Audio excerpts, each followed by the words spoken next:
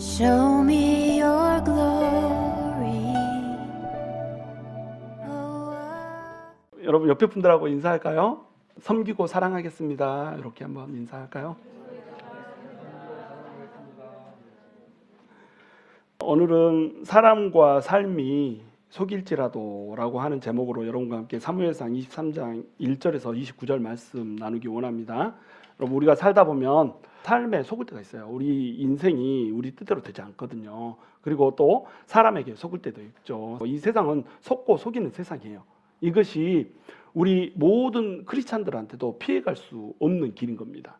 그래서 사람들이 지치고 힘들고 괴롭고 고통스럽고 이렇죠. 그런데 우리가 크리스찬이 된 다음에 어떤 생각을 갖게 되냐면 우리가 하나님을 정말로 신실하게 섬기고 하나님을 정말로 잘 믿고 하나님한테 매달리고 이렇게 나가는데 왜 삶이 뜻대로도 안 되죠? 왜 삶이 우리를 속이죠? 왜 사람이 나를 속이죠? 라고 하는 생각을 할 때가 많단 말이죠. 그런 생각할 때 많죠, 여러분? 그런 생각을 할 때 삶이 우리를 속일 때가 많아요. 그게 삶의 본질이란 말이죠. 그리고 특별히 여러분 이 인생에 있어서 가장 힘든 속임수, 이게 뭘까요? 가장 여러분이 힘들다 싶은 때, 이때는 뭐냐면 여러분이 믿었던 사람 또는 은혜를 베풀었던 사람 또 사랑했던 사람, 이 사람들에게 배신을 당할 때, 이때 이제 가장 슬퍼지는 겁니다. 그런데 하나님께서는 또 이러한 상황들을 펼쳐놓고 이 상황들을 우리가 뚫고 지나가게 만드신단 말이죠. 이 상황들을 우리가 다 감내하게 만드세요. 왜 하나님께서는 그러실까요? 하나님께서 우리를 사랑하시니까 좀 이렇게 배신당하지 않고 삶이 우리를 속이지도 않고 사람한테 속임 당하지도 않고 쭉 순탄하게 가면 안 될까요? 그렇게 하나님께서 하지 않으시는 이유가 있어요. 그 이유는 뭐냐면 하나님께서 우리의 사랑이 하나님을 향해서 진실되기를 원하시는 겁니다. 그리고 하나님이 그러한 과정들을 통하여서 하나님의 마음을 우리가 깨닫기를 원하시는 거예요. 하나님께서 이 세상을 창조하실 때 사람을 창조하신 목적이 뭐겠어요? 이 모든 피조물들을 창조하신 목적이 뭐예요? 피조물들을 창조하실 때 이 모든 피조물에 하나님께서 하나님의 말할 수 없는 신성과 능력을 담아 놓으셨죠. 이걸 이제 일반 계시라고 부르거든요. 이 자연 세계에 하나님의 신성과 능력을 담아 놨어요. 그러니까 이 자연 세계를 보면 하나님의 신성도 할 수 있고 하나님의 능력도 할 수 있고 하나님의 지혜도 할 수 있는 거예요. 그런데 곰곰이 생각해 보세요. 하나님이 홀로 영원하신 분이잖아요. 그분이 자기의 신성 드러내려고 이 세상을 창조했겠어요? 봐라, 내가 이렇게 신성이 있고 능력이 겁나다, 이렇게 하려고 이 세상 창조했겠어요? 그렇지 않아요. 하나님의 창조의 목적은 어디에 있냐면 사람한테 있는 겁니다. 사람한테 이 세상을 펼쳐놔 주시고 이 사람이 하나님의 신성과 능력을 자연 계시물들을 통해서 보고 알고 하나님을 찾기를 원하시는 거예요. 그러면 하나님을 찾기를 원하시는 목적은 뭘까요? 하나님과 사람이 서로 사랑하는 관계를 맺기를 원하시는 겁니다. 하나님은 우리를 뭘로 창조하셨냐면 애인으로 창조하신 거예요. 우리와 사랑을 주고 받는 이런 사이로 되기를 하나님께서 원하셔서 창조를 했다는 겁니다. 여러분 창조하실 때 남과 여를 창조하잖아요. 제가 요즘에 창세기 새벽기도 때 이미 설명을 해드렸지만 하나님께서 남자와 여자로 이 세상을 창조하신 이유가 있어요. 하나님이 자기 형상을 따라서 사람을 지으시잖아요. 그리고 사랑의 대상자로 지으신단 말이죠. 그리고 나서 하나님께서 이 세상에 또 충만하라고 말씀하세요. 하나님은 성이 없으시잖아요. 하나님이 영이시기 때문에 남자도 아니고 여자도 아니에요. 중성도 아니고 아예 성이 없으신 분이란 말이죠. 근데 그 하나님이 사람을 창조하실 때는 남자와 여자로 창조를 하셨단 말이죠. 도대체 왜? 남자와 여자로 창조를 해놓고 나서 생육하고 번성하고 충만하고 정복하고 다스리라, 이렇게 말씀하셨단 말이죠. 하나님이 세상 창조할 때 남과 여로 굳이 창조할 필요 없이 그냥 하나님처럼 그런 존재로 창조할 수 있잖아요. 땅에 번성하고 충만하라 이렇게 할 필요 없이 그냥 쫙 땅에다 충만하게 깔아놓으면 되잖아요. 번식할 필요 없이 이렇게 땅에 충만하게 해서 그냥 땅 다스리게 이렇게 만들어 놓으면 되잖아요. 근데 왜 하나님이 굳이 아담과 하와 딱 두 사람만 만들어 놓고 그 사람들이 자식을 낳고 나면 또 자식들이 서로 사랑하여서 또 자식을 낳고 이렇게 팽창해서 이 땅을 충만하게 하고 이 땅에 정복하게 하고 다스리게 하는 이런 임무를 하나님께서 주셨냔 말이죠. 여기에는 하나님의 의도가 숨겨져 있는 겁니다. 어떤 의도냐면 하나님과 사람 사이의 관계, 내가 너희를 창조한 관계를 남과 여라고 하는 관계에 집어넣는 거예요. 그래서 남자와 여자가 서로 다른데 두 사람이 한 몸이 되는 거잖아요. 한 몸이 돼서 온전함을 이루잖아요. 그래서 두 사람이 결합할 때에 생명체가 나오게 이렇게 만들었단 말이에요. 그렇게 해야지 세상이 충만하게 소명을 감당하게 이렇게 만들어놨단 말이죠. 그러면 남자와 여자가 결혼하여서 한 몸을 이루게 되면 그 밑에서는 뭐가 나오나요?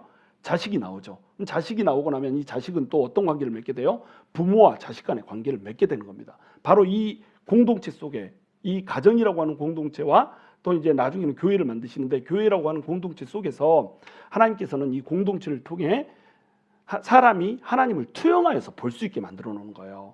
부부 관계라고 하는 것을 하나님께서 왜 만들어 놓으셨냐면 남자와 여자가 각각의 존재인데 서로 사랑할 수 있는 존재로 만들어 놓은 겁니다. 그래서 이 사랑하는 두 존재가 한 몸을 이루는 이 연합을 하나님께서 비밀로 놓은 거예요. 그래서 신랑 되신 하나님과 신부된 하나님의 백성이 서로 한 몸을 이루면서 사랑하는 그 연합을 하나님께서는 꿈꾸시기를 원하는 겁니다. 그것을 남자와 여자를 만드심으로써 그 안에 계시를 담아놓은 거예요. 남자와 여자가 또 자녀를 낳잖아요. 자녀를 낳으면 부모와 자식의 관계가 형성이 돼요. 그럼 부모는 자식을 어떻게 하죠? 너무너무 사랑하잖아요. 저는 이제 부모가 아니어서 모르지만 저도 일종의 부모예요. 여러분들 보면은 내가 너무너무 사랑하거든요. 근데 여러분이 직접 여러분의 몸으로 낳은 자식은 어떻겠어요? 너무너무 사랑할 거 아니에요. 자식이 그냥 내 인생의 모든 것인 것처럼 우리 부모님들 이렇게 하잖아요. 그렇게 하는 이유가 뭔가요? 내 자식이니까, 내 분신 같은 자식이니까 그렇게 사랑을 한다는 겁니다. 자식이 나의 모든 삶의 거의 목표가 될 정도로, 하나님이 목표가 아니라면 자식이 목표가 될 정도로 이렇게 자녀를 사랑한단 말이에요. 그러면 이 자녀는 부모를 투영하여서 뭘 보게 되나요? 하나님을 보게 되는 거예요. 부모님이 날 사랑해주는 이 모습으로 하나님을 보게 되는 겁니다. 그럼 성경에서 10계명이 나오는데 10계명 중에 10계명 중에 4계명은 하나님을 향한 계명이잖아요. 근데 6계명은 사람을 향한 계명이란 말이죠. 이 사람을 향한 계명 중에서 가장 첫 번째로 등장하는 계명이 뭐예요? 부모를 공경하라 라고 하는 계명이잖아요. 자, 부모를 공경하라 이렇게 해놓고 나서 부모를 공경하는 자에게 주는 복을 얘기해요. 땅에서 장수할 것이라고 얘기를 해요. 그리고 땅에서 복을 누릴 것이라고 얘기를 합니다. 땅을 차지할 것이라고 얘기를 해요. 자, 이렇게 약속을 주는 이유가 뭐죠? 이 부모와 자녀의 관계가 하나님과 자녀된 우리의 관계라는 거예요. 그래서 부모와 자녀라고 하는 관계를 투영하여서 뭘 보게 하는 거예요?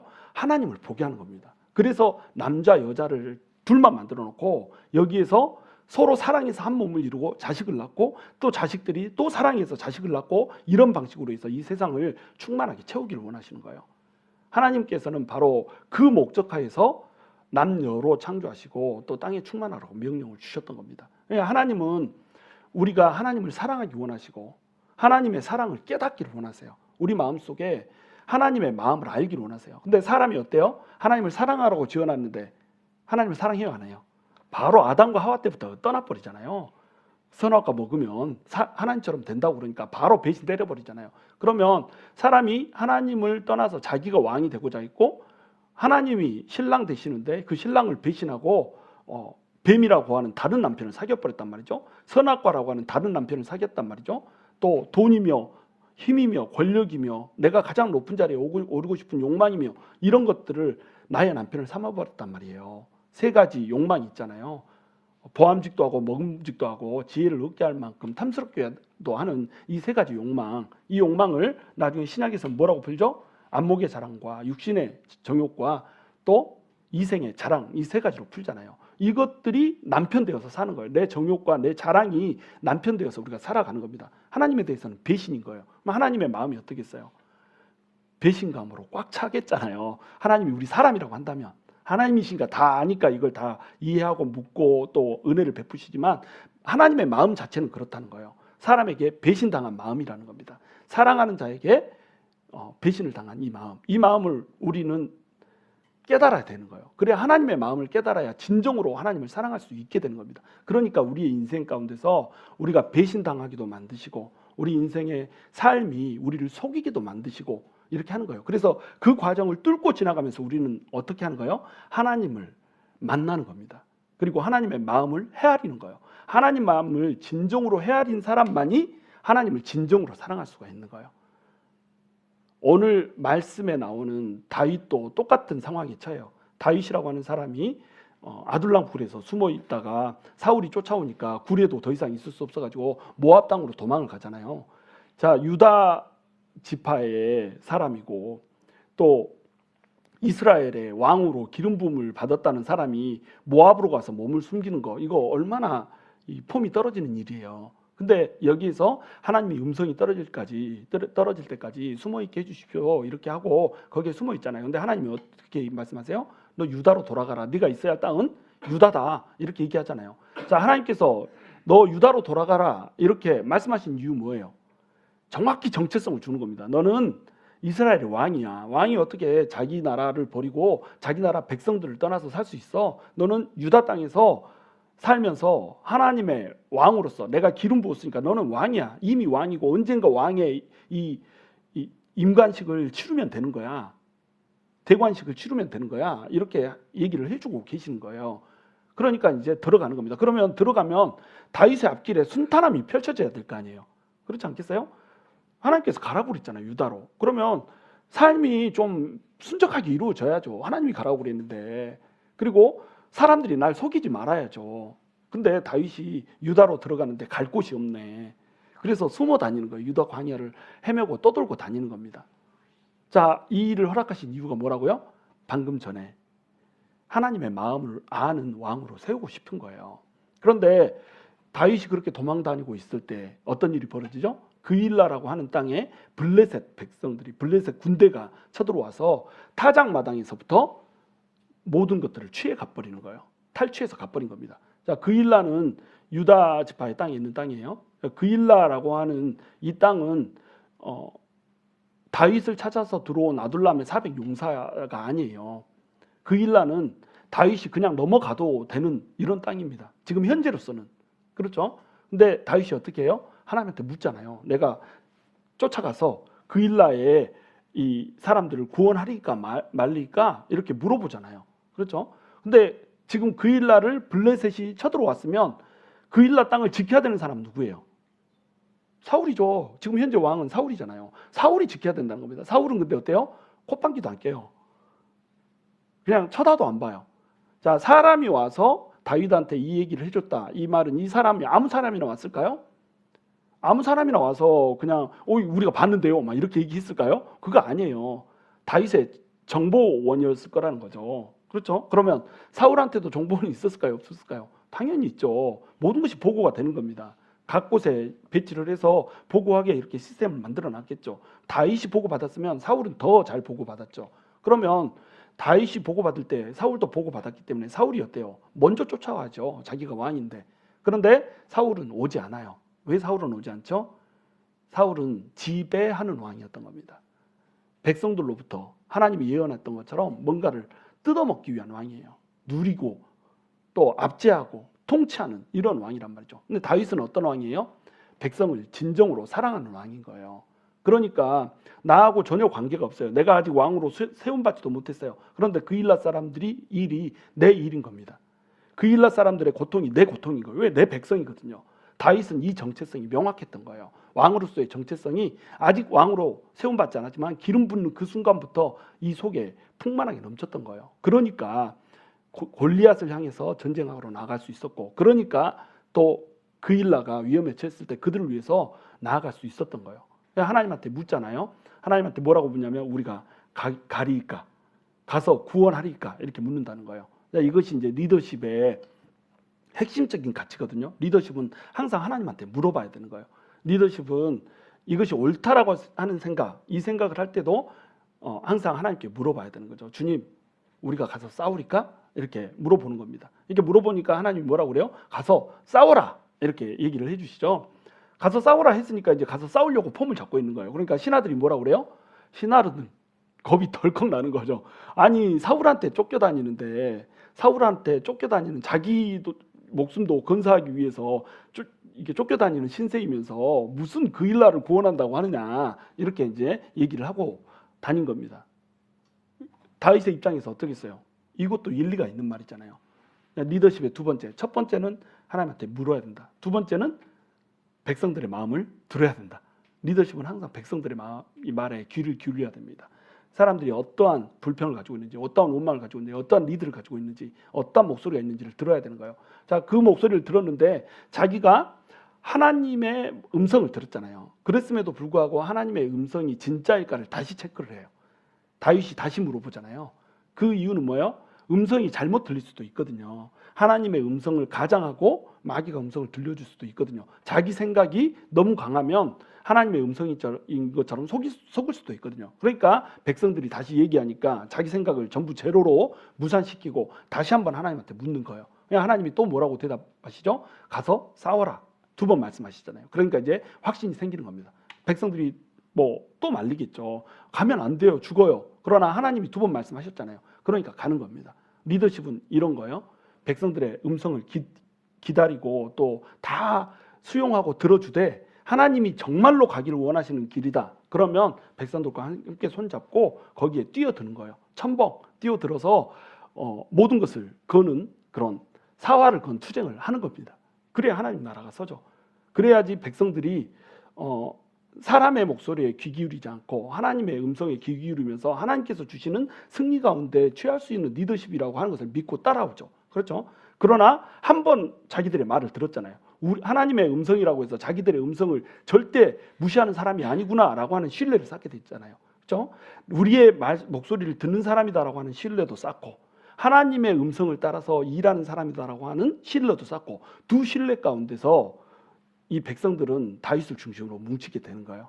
저는 이제 여러분들이 전부 리더십이 되기를 원하거든요. 우리 이제 교회 개척에서 수가 별로 안 되잖아요. 나중에 이제 혹시 제가 꿈꾸기는 이래요. 성도들을 여러분들이 혹시라도 믿지 않는 사람들 데려오면 그 사람들 데리고 하나님 나라 세워야 될 거 아니에요. 그 작은 그룹들 속에서 여러분 어떻게 사람들에게 신뢰를 얻겠어요?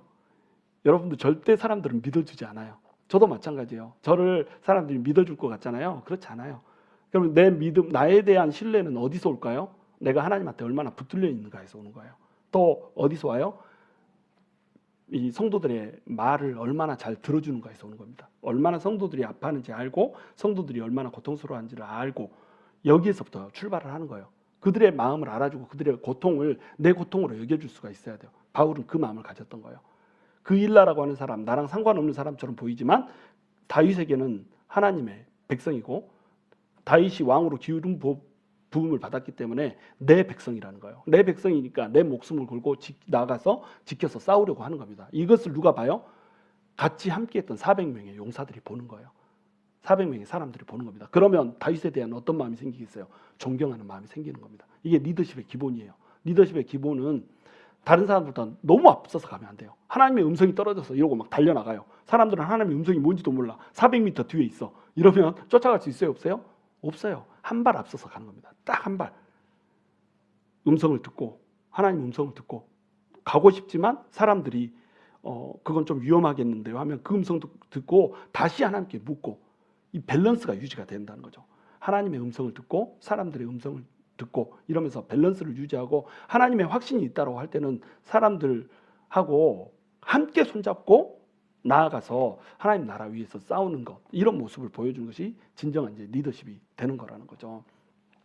이제 앞으로 이제 우리 교회가 내년쯤 되면은 세일 그룹들을 조금 이제 만들어서 진행을 해볼까 해요. 하는데 리더십 훈련들을 많이 이제 시키게 되고 막 이렇게 되겠죠. 물론 리더십은 모든 사람에게 오픈해서 모든 사람이 결국에는 리더십의 자리에 오를 수 있게 이렇게 할 거예요. 그러나 이 세일 모임들을 이끌어가고 뭐 이렇게 하는데 초반에는 뭐 많은 사람들이 세워지지 않고 몇 사람을 세워서 이렇게 진행을 하겠죠. 그 사람들을 세워서 진행을 해갈 때, 자, 리더십으로 세워지는 사람은 어떤 마인드를 가져야겠어요? 방금 말한 이 다윗의 마인드셋을 가지고 이 사람들을 이끌어 가야 되는 겁니다. 자, 그렇게 해서 이제 그 일날을 구원하러 갔어요. 그 일날을 구원하러 가가지고 이 사람들에게 탈취된 것, 블레셋에 탈취된 것을 모두 가져오는데 블레셋 사람들 봐보세요. 블레셋 사람들이 아주 못된 사람들이죠. 어디를 쳤다고 그래요? 밭을 친 게 아니라 타작 마당을 쳤다고 그래요. 자, 타작 마당을 쳤다 이 말은 뭐예요? 이미 수확을 했어요. 또 타작도 했어요. 타작이 거의 끝나가. 그래서 이 타작한 곡식들이 있는 거예요. 요걸 쳐버린 겁니다. 아니 뺏어가려면 지들이 직접 나 들고 와서 좀 배 가지고 가면 얼마나 좋아. 근데 나 들고 와서 애쓰게 베고 땀 삐질삐질 흘려서 이게 배 놓고 나서 타자까지 막 두드려 가지고 곡식을 다 털어놨어요. 근데 곡식을 다 털고 나서는 또 안 와. 왜냐하면 곡식을 다 털고 나면 이걸 다 싸가지고 자기 집으로 가져가니까 때는 이미 늦으리. 그러니까 딱 때를 맞춰서 오는 거예요. 기다리고 있다가 타작마당에서 타작을 하고 거의 타작이 끝나갈 때 이제 막 짐을 싸려고 하는 그 찰나에 빡 오는 거예요. 그래가지고 사람들이 취한 것을 전부 다 뺏어가는 겁니다. 자, 이런 일들이 벌어진다는 거예요. 자, 이런 일이 벌어지면 우리는 어떤 느낌을 가져요? 아, 삶이 우리를 되게 속이네. 이렇게 한다는 거예요. 하나님이 좀 보호해주면 얼마나 좋겠어요. 블레셋이 오고 있는데 블레셋을 차단하고 블레셋 사람들이 말 타고 오다가 말이 꼬꾸라서 죽어버리고 막 이런 기적들이 좀 일어나면 얼마나 좋겠어요. 그런데 하나님이 이렇게 역사 안 한다는 거예요.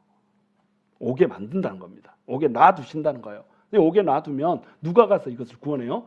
다윗이 하나님의 마음을 가진 사람이 가서 구원을 하는 거예요. 그래서 이 가서 쳐서 구원하는데 타작마당에서 뺏긴 모든 것들과 가축들 이런 것들 뺏긴 모든 것들을 전부 다 다시 수복해서 그일라 사람들한테 돌려주죠. 근데 문제가 생겼어요.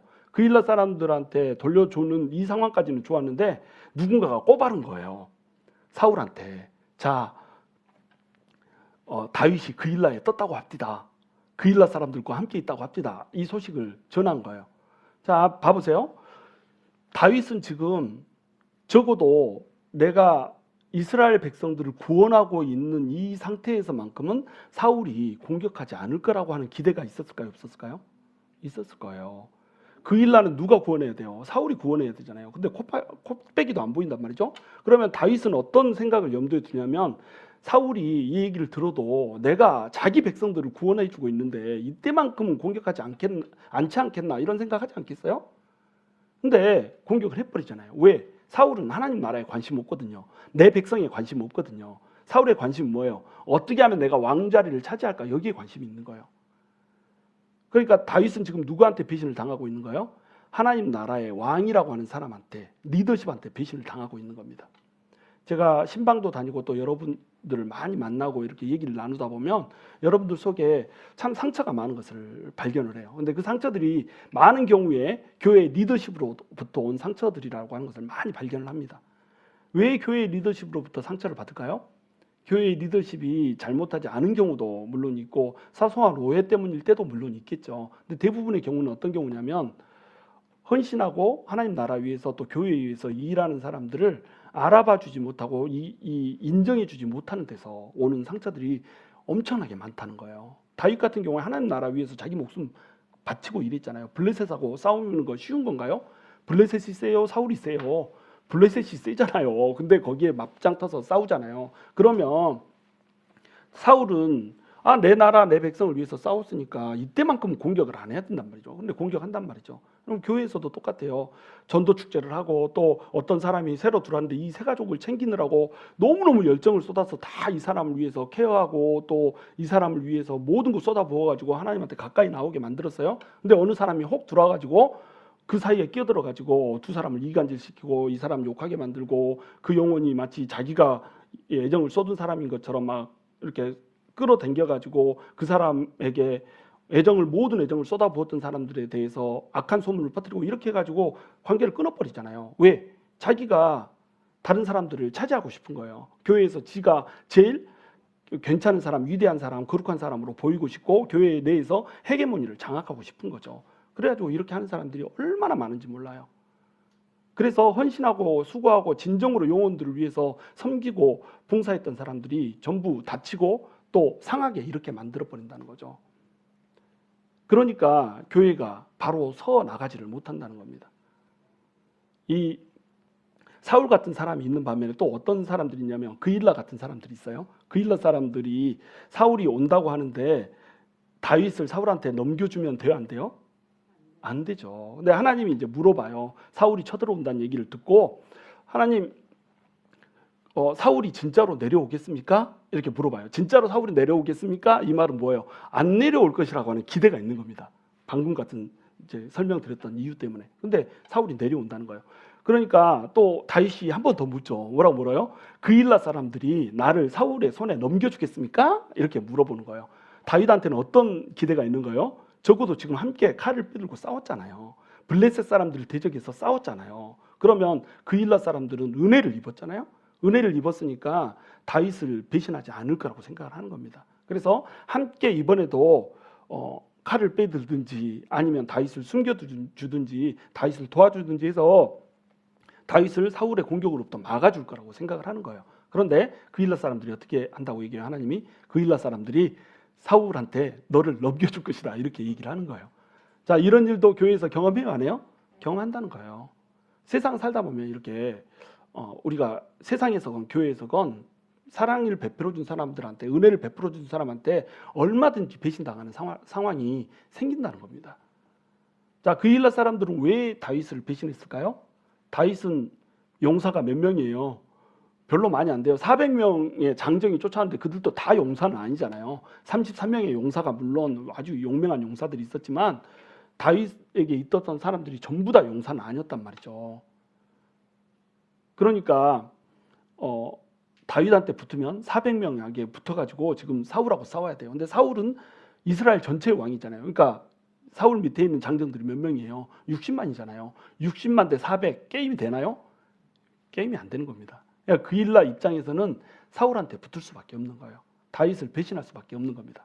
그러면 다윗 입장에서는 어떻겠어요? 그일라 사람들을 이해해 줄 수밖에 없는 거예요. 그렇죠. 내가 은혜를 베풀었지만 그일라 사람들 입장에서는 어쩔 수 없다라고 하는 것은 다윗은 아는 거예요. 그러니까 다윗이 그일라 사람들을 원망하거나 불평했다라고 하는 흔적을 볼 수가 없어요.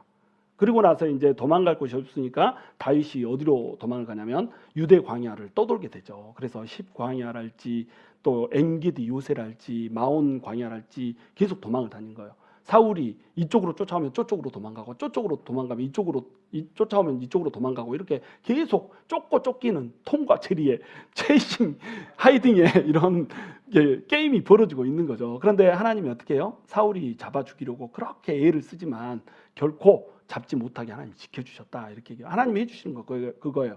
위험과 어려움 속에서도 결코 무너지지 않게 지켜주신다라고 하는 거, 이게 하나님께서 해주시는 거거든요. 그러나 사울이 쫓고 있는 상황, 이 상황은 우리가 정면으로 돌파하게 이렇게 만든다는 거예요. 사울을 봐보세요. 그일라에서 다윗이 머물고 있으니까 사울이 뭐라고 그래요? 하나님이 다윗을 나에게 넘기셨다 이렇게 얘기하잖아요. 사울한테 하나님이 항복하고 있어요? 아니죠. 근데 사울은 뭐라고 오해해요? 하나님이 다윗을 나한테 붙이셨다 이렇게 오해를 한다는 겁니다. 교회에서 악한 짓을 하는 사람들은 대부분 이렇게 생각을 해요. 하나님이 내 편이다라고 생각을 합니다. 악한 짓을 하면 할수록 어떻게 생각하냐면 자기가 계속 이기는 것처럼 보이거든요. 다윗은 계속 쫓겨다니고 자기는 계속 승리하는 것처럼 보이거든요. 이건 하나님께서 다윗을 위해서 이런 일이 벌어지게 하시기도 하시고 사울이 끝까지 자기 스스로 회개하고 돌이키기를 위해서 오래 참는 것이기도 하거든요. 이 두 가지 목적으로, 다윗에 대한 훈련의 목적으로, 다윗이 하나님의 마음을 깨닫게 하기 위한 목적으로 사울을 이기게 만드시는 거거든요. 그리고 또한 사울이 자기 스스로 회개해서 하나님이 치기 전에 돌이켜가지고 하나님께 돌아오기를 바라는 두 가지 목적 가운데서 사울이 악한 사람이 계속 이기게 해주는 상황을 펼쳐주거든요. 근데 악한 사람은 이걸 깨닫지를 못하는 거예요. 하나님의 편에 속한 사람은 계속 하나님을 찾고 이 악한 상황 가운데서도 하나님을 만나고 하나님 앞에서 성장해 가는데, 악한 사람은 이것을 깨달을 만한 능력이 안 되는 겁니다. 그러니까 어떻게 해요? 하나님이 자기한테 다윗을 붙여줬다라고 얘기하는 거예요. 또 10사람들이 이제 다윗을 꼬바르잖아요. 그럼 10사람들은 어떤 사람들인가요? 유다 광야잖아요. 유다 광야니까 다윗이 유다 지파 사람이잖아요. 유다 지파 사람이면 다윗의 혈족이에요. 다윗의 마음에는 어떤 마음이 있어요? 적어도 유다 광야에 있으면 우리 혈족이 나를 지켜주고 보호해줄 것이라고 하는 생각이 있는 거예요. 정말로 나랑 같이 한 솥에서 먹었고 한 솥에서 같이 웃고 떠들면서 얘기를 나눴고 함께 칼을 뽑았던 이런 사람들이라고 한다면 동지잖아요. 혈족이잖아요. 그러니까 나를 지키고 보호해줄 거라고 생각하는 거예요. 근데 그 사람들도 나를 보호를 해주지 않는다는 겁니다. 팔아버린다는 거예요. 이 사람들에게 사울이 위협을 가한 적도 없어요. 그냥 자기가 가서 일러버리는 거예요. 사울한테서 어떤 상급을 바라고 자기 유익을 위해서는 혈족도 팔아버리는 거, 이것이 인간이란 말이죠. 자, 그러면 다윗의 마음속에는 어떤 마음이 들어요? 내 혈족도 나를 보호해주지 못하네 라고 하는 생각이 들 거 아니에요. 그렇죠? 자, 여러분, 우리가 이런 상황 가운데서 만날 때 다윗의 태도를 봐보세요. 다윗은 그일라라고 하는 사람들이 블레셋에서 공격을 받았을 때 그일라를 외면하지 않아요. 왜 그래요? 자기 백성을 사랑하기 때문에 그렇다는 겁니다. 사랑은요, 사랑이라고 하는 것을 여러분 이렇게 가볍고 우습게 생각하면 안 돼요. 사랑은 목숨을 거는 겁니다. 여러분, 우리가 남자들이 여자들에게 사랑해 막 이렇게 표현하잖아요. 이거 가벼운 표현이 아니에요. 이 표현은 너를 위해서 나 죽을 수도 있어 라고 하는 표현인 겁니다. 사랑은 목숨을 거는 거예요. 목숨을 던지는 겁니다. 그일라 위해서 목숨을 던지는 거예요. 사랑은 반드시 수고를 수반하는 거예요. 여러분, 데살로니가 전서에 보면 이 교회를 칭찬할 때 뭐라고 칭찬하냐면 세 가지를 칭찬해요. 너희가 믿음에 인내가 있고, 믿음의 역사가 있고, 소망에 인내가 있고, 사랑에 수고가 있다, 이렇게 표현해요. 여러분, 믿음이 있으면 반드시 역사가 따라요. 하나님을 믿잖아요. 그러면 막 이 하나님을 믿기 때문에 이 일 안 될 것 같은 일, 절대 사람들이 안 된다고 하는 일 이거 해버려요. 역사가 있어요. 그리고 믿잖아요. 그럼 믿음이 크면 기적이 일어나고 막 상상할 수 없었던 일들이 펼쳐져요. 믿음에는 반드시 역사가 따릅니다. 그러니까 믿음의 역사라고 얘기한 거예요. 소망에는 인내가 따라요. 우리가 천국의 소망을 갖고 있잖아요. 하나님께서 우리의 소망이 되시잖아요. 그러면 이길 수 없는 상황 가운데, 정말로 뚫어낼 수 없는 고난 가운데, 고통 가운데 바로 설 수 있고 그 모든 것들을 인내하고 참을 수 있게 만들어주세요. 왜? 소망이 있으니까. 소망이 없으면 인내 못합니다. 소망이 없으면 자기 생명도 끊어버려요. 사람들이 자살하는 이유 뭘까요? 소망이 없으니까 끊어버리는 겁니다. 더 이상 소망이 없어. 더 이상 나에게는 그 어떤 것도 바랄 게 없어. 이러면 극단적인 경우에는 목숨도 끊게 되는 거예요. 자, 소망은 인내를 낳아요. 그런데 사랑은 뭘 낳는다고요? 사랑은 수고를 낳는 겁니다. 사랑은 무조건 수고를 낳는 거예요. 내가 내 아내를 사랑한다고 고백을 했어요. 내 아내를 위한 수고가 하나도 없어요. 사랑해, 이 말 거짓말입니다. 아내가 남편을 여보 사랑해 막 이렇게 하잖아요. 팔짱 끼고 걸어갈 때는 사랑한다고 얘기해요. 근데 남편을 위한 수고가 없잖아요. 거짓말이에요. 사랑은 반드시 수고를 수반합니다. 우리가 하나님한테도 하나님 사랑해요 고백하잖아요. 주님 사랑해요, 주님 사랑해요 찬양으로 고백하잖아요. 그리고 막 찬양하면서 진짜로 막 눈물도 짜고 막 이렇게 해요. 눈물이 주르륵 흐르고 코도 깽깽 풀고 막 이렇게 해요. 그런데 이 사람의 삶에 헌신과 수고가 없으면요, 그 사랑은 거짓말이에요. 많은 현대 크리스찬들이 사랑이라고 하는 이름을 도용해요. 사랑이라고 하는 이름을 너무 쉽게 내뱉어요. 그래서 하나님 사랑합니다 이렇게 얘기해요. 그리고 교회 안에서 어떤 수고도 헌신도 땀도 흘리지 않는데 나는 하나님을 사랑한다라고 얘기를 해요. 그런데 헌신은 없어요. 뭐예요? 거짓말이에요. 사랑하면 반드시 그 사람이 좋아하는, 사랑의 대상자가 좋아하는 것을 하기 위해서 막 하게 되는 겁니다. 그게 바로 사랑이에요. 어저께 이제 우리 이보연 사모님이 신방을 갔다 오고 나서 이제 성도들에게 음식을 준다고 음식을 만들라고 짜장을 했어요. 이제 짜장을 하는데 와, 짜장 냄새가 그냥 집이 다 짜장이 돼버렸어. 오, 밤에 잠을 잤는데도 이 짜장 냄새가 안 없어지고, 그 짜장 냄새를 맡으면서 계속 이보연 사모가 입으로 뭐라고 하냐면 와, 내가 짜장이다, 내가 짜장이요 막 이러면서 이게 책상에 앉아가지고 계속 이제 오늘 이제 말씀 준비를 하는 거예요.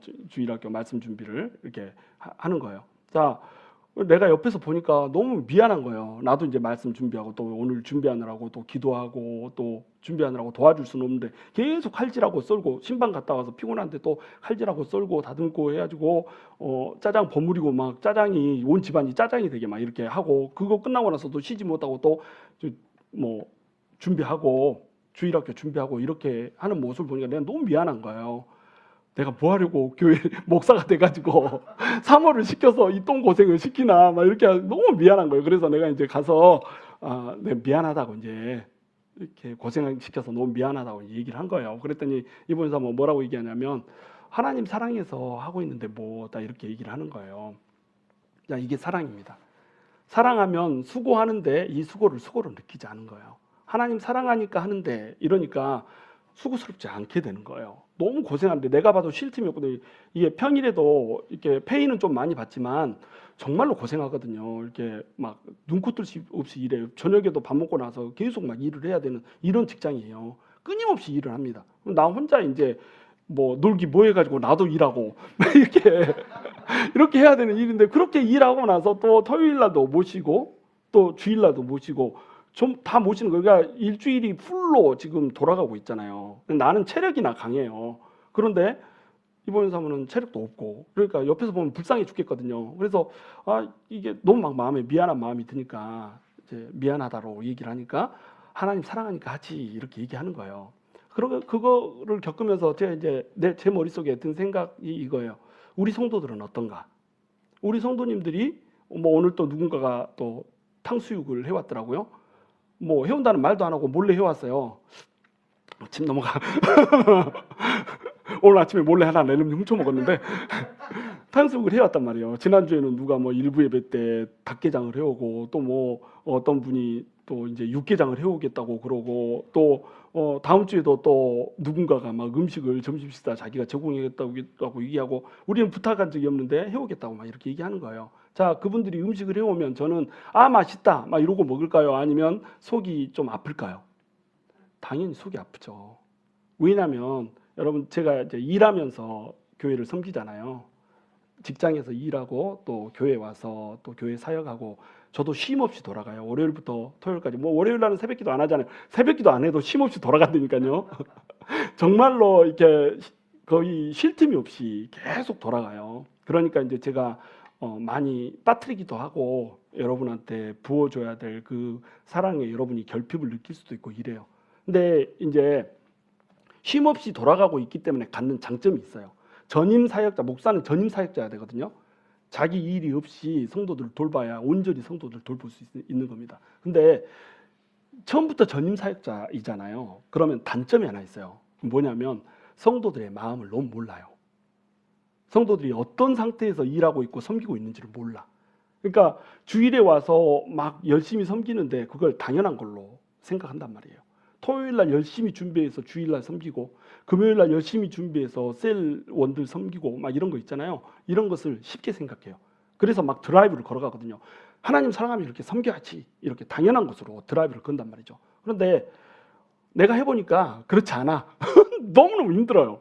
너무너무 힘들어. 그런데 사랑하니까 하는 거예요. 우리 성도들도 마찬가지라는 거죠. 여러분이 뭔가를 해오고 또 뭔가를 섬기고 이러면 여러분이 어떤 상태에서 그 일을 하고 있는지 저는 알아요. 네, 나도 그렇게 하니까. 이게 제가 이제 여러분을 이해하는 관점이거든요.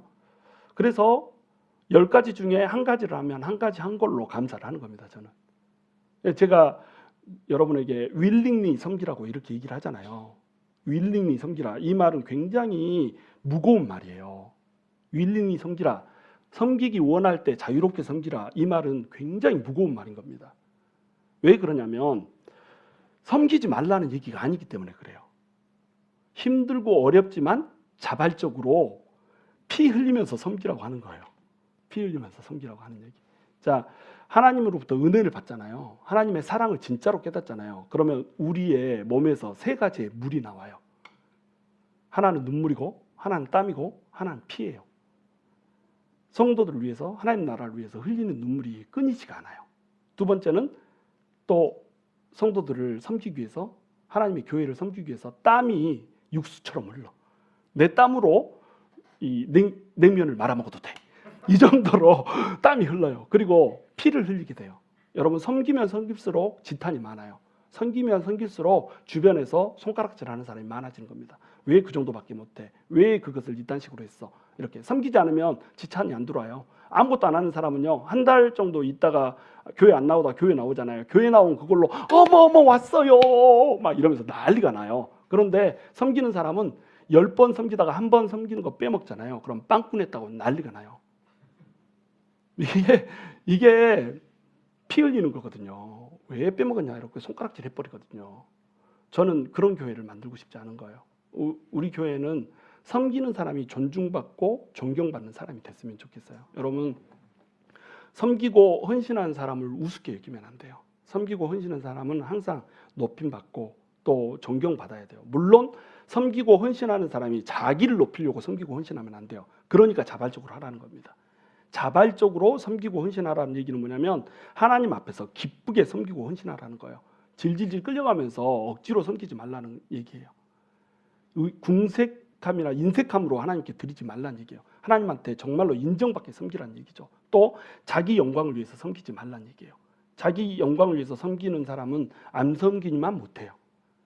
진짜로 성도 사랑하는 마음으로, 진짜로 다윗이 그 일날을 위해서 자기 목숨을 걸었던 그 마음으로 섬겨야 되는 겁니다. 그것이 교회를 섬기는 태도거든요. 자, 그런데 이렇게 섬기라고 하니까 이제 어떤 생각을 한다고요? 섬기지 않아도 된다라고 생각을 하는 겁니다. 많은 크리스찬들이, 현대 크리스찬들이 그렇게 살아가요. 특별히 이제 EM 쪽 이 목사님들을 보면 이런 가르침들을 주는 사람들이 너무너무 많아요. 저는 한 번도 EM 목사님들이 헌신적으로 섬기는 목사를 만나본 적이 없어요. 뭐 이게 폄하시키라고 하는 얘기 아니라 제 경험상 그렇다는 거예요. 왜 그러냐면 디보션이라고 하는 개념 자체가 너무 약한 겁니다. 그래서 내 잡 디스크립션이 있고 잡 디스크립션을 넘어서는 일을 하는 거, 이것을 침해라고 생각을 해요. 헌신이라고 생각을 하지 않는 겁니다. 교회에서 일이 필요하면, 그 사람을 필요로 하면 한 가지 일을 하고, 그 다음에 다른 일이 필요하면 그 일을 내가 여력이 남으면 맡을 수 있잖아요. 피 흘리고 땀 흘릴 수 있단 말이죠. 눈물 흘릴 수 있단 말이죠. 그것이 하나님의 하나님을 사랑하는 사람의 태도죠. 근데 여기까지가 내 일이야. 잡크리션이 그러니까 여기까지가 일이야. 이거 하고 나는 페이 받을 거야. 이 페이 이상을 넘어서는 페이를 하면 이 일까지 맡을 수 있어. 이러면 사꾼이죠. 이게 무슨 하나님의 사역자예요. 사꾼이지. 그러니까 반드시 하나님을 사랑하면 헌신을 하게 돼 있는 거예요. 헌신 안 해도 된다라고 주장하는 이 설교나 이런 가르침은 거짓 가르침인 겁니다. 왜? 하나님이 사랑에는 수고가 따른다고 얘기했거든요. 그럼 이제 이런 식으로 얘기하죠. 그래도 하나님 나 사랑하셔. 섬기지 않아도 나 사랑하셔. 물론입니다. 여러분 섬기지 않아도, 일 하나 하지 않아도, 땀 흘리지 않아도, 눈물 흘리지 않아도 하나님 사랑하세요. 심지어 어째도 사랑하시는지 아세요? 여러분이 혹시라도 테러리스트가 돼가지고 교회를 폭파시켜서 1000명짜리 교회를 날려버렸다. 그래도 하나님 여러분 사랑하세요. 무슨 얘기인지 이해되시죠? 하나님은 인간을 무조건 사랑하는 겁니다. 그런데 이 인간이 어떻게 하기를 원하세요? 돌이켜서 회개하기 원하세요. 돌이켜서 회개하기만 하면 하나님의 백성을 1000명 날려버렸어도 하나님 사랑하신다니까요. 이게 하나님 사랑이에요. 그런데 하나님께서는 또 뭘 원하세요? 사람을 또 사랑받기를 원하신단 말이죠. 자, 그러면 우리가 가져야 되는 초점은 뭐예요? 하나님이 날 사랑하는가 안 하는가? 이게 초점이 되면 돼요, 안 돼요? 안 된다는 거예요. 내가 하나님을 사랑하는가? 이게 초점이 돼야죠. 하나님은 무조건 날 사랑한다니까요. 그럼 나는 어떻게 해야 되죠? 하나님을 사랑해야 되는 거죠. 내가 하나님을 얼마나 사랑하는가? 내가 하나님한테 얼마나 피를 흘려드리고 땀을 흘려드리고 눈물을 흘려드리고 그리스도의 남은 고난을 내 육신에 채우는가? 이게 너무너무 소중한 거예요. 우리가 이런 정신으로 교회를 섬기고 하나님을 섬겨야 된다는 겁니다. 바로 그것이 다윗의 영성이었다는 거예요. 우리는 섬기고 헌신한 사람을 존중하고 감사할 줄 알아야 돼요. 성경에서도 그래서 이 같은 사람들을 알아주라 이렇게 얘기한 거예요. 자기가 일할 때는 왼손이 한 것을 오른손이 모르게 하는 겁니다. 그런데 남들이 할 때는 어떻게 해요? 섬기고 헌신한 사람 알아줘야 되는 거예요. 자, 섬기고 헌신한 사람 알아주면 어떻게 될까요? 늘 감사하게 되는 거예요. 헌신 이만큼 했는데 왜 이 정도는 못해줘? 10 중에 9를 했는데 왜 1은 안 내놔? 이렇게 하면 사람이 다치게 되는 거죠. 자, 그러면 다윗의 얘기로 다시 돌아갈게요. 여러분, 다윗이 사울이 와서 죽이려고 하잖아요. 그일라 사람들이 또 배신하잖아요. 10 사람들도 또 배신하잖아요. 전부 하나님의 백성들이 배신 때렸단 말이죠. 그러면 다윗의 입장에서는 어떤 마음이 들겠어요? 내가 열심히 하나님 나라 위해서 일했는데, 이스라엘 위해서 일했는데 이스라엘 사람들이 날 죽이려고 하고 이스라엘 사람들이 날 배신하고 내 혈족이 날 배신해. 자아가 일그러지지 않겠어요? 근데 다윗은 자아가 일그러지지 않아요. 다윗이 왕이 되고 난 다음에 그일라 너네 줄 서봐. 너네 어떻게 그럴 수 있어? 이렇게 했나요? 그렇게 하지 않아요. 10 사람들 딱 배신했잖아요. 자, 10 사람들 전부 모여. 이 중에 누가 꼬발랐는지 자 전부 다 이름 써. 누가 꼬발랐는지 아는 거 이름 써. 딱 이렇게 하면 누군가 쓸 거 아니에요. 그러면 작두를 대령하라 이렇게 할 수 있잖아요. 다윗이 이렇게 했어요, 안 했어요? 이렇게 안 해요. 이렇게 안 해요. 마음속에 그 어떠한 보복심을 갖고 있지 않단 말이죠. 왜 그랬을까요? 다윗은 왜 그랬을까요? 다윗은 하나님한테 쏟았던 겁니다. 자기가 갖고 있는 모든 배신감과 모욕감과 수욕감과 위기감과 공포심과 염려와 두려움과 걱정들을 어떻게 해요? 하나님 앞에 전부 다 쏟았던 거예요. 하나님 앞에 나아가서 금요일날 시편에서도 살폈지만 하나님한테 가서 온갖 욕설을 다 진짜 욕은 안 했지만 진짜로 욕설 같은 그런 말을 해냈어요. 자, 그 가족을 멸족시키시옵소서. 그 사람의 이빨을 부러뜨리시옵소서. 그 사람의 발목을 부러뜨리시옵소서. 그 집안에 지팽이를 들고 다니는 사람이 없게 하시옵소서. 자, 지팽이 들고 다니는 사람 없게 하시옵소서. 이건 뭔 말이에요? 전부 다 젊어서 죽어버리라는 얘기예요. 그렇게 얘기를 하고 있는 겁니다. 그리고 또 뭐라고 그래요? 아주 잔인한 말 하잖아요. 혀를 잘라버리시옵소서. 아니, 어떻게 하나님의 기름 부으심을 받은 사람이 혀를 잘라버리란 말을 해요. 그런데 하나님께서는 이걸 핸들할 수 있다는 겁니다. 하나님 앞에 가서 그렇게 내 솔직한 마음이잖아요. 원수를 용서하시오. 원수 용서돼요? 너를 배반한 사람 용서하시오. 용서됩니까? 돈 떼먹은 사람 뭐 2,000불 떼먹어도 용서가 안 되는데, 그죠? 근데 나를 죽이려고 하는 사람 용서가 돼요? 용서 안 되죠. 용서가 안 되면 우리 마음속에 어때요? 악독이 생기잖아요. 그러면 이 사람을 죽이려고 드는 겁니다. 근데 죽이려니까 내가 힘이 있어요, 없어요? 힘이 없죠. 그러니까 다른 사람들한테 막 퍼뜨리고 다닌 거예요. 사람들 틈에서 매장시키겠다 이게죠. 이렇게 하고 다니면 내 마음속에 어때요? 악독이 생기는 겁니다.